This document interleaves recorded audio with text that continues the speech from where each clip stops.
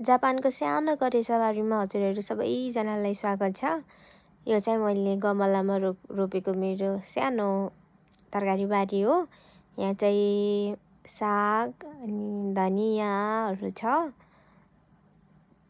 यसरी दिन खाना त पुग्दैन तर पनि रमाइलो खुसी लाग्छ क्या। अनि यो चाहिँ टमाटर, यो रहेको छ खुर्सानी, अनि यो रहेको छ पुदिना, मिन्ट। हजुरहरूले चाहिँ के भनेर बुझ्नुहुन्छ? यस चटनीमा यसो बनाउँदा मिठो हुन्छ नि त। अनि यो रहेको छ पिँडालु, भर्खरै पलाउँदैछ पिँडालु चाहिँ।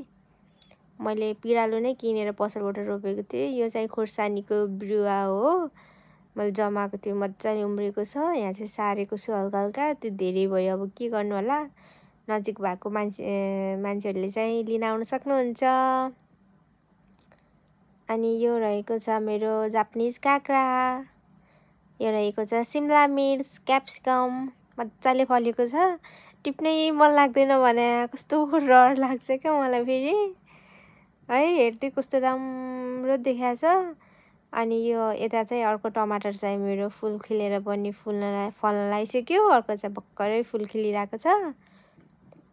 अनि यो पनि रहेको छ टमाटर। Thank you for watching, bye by.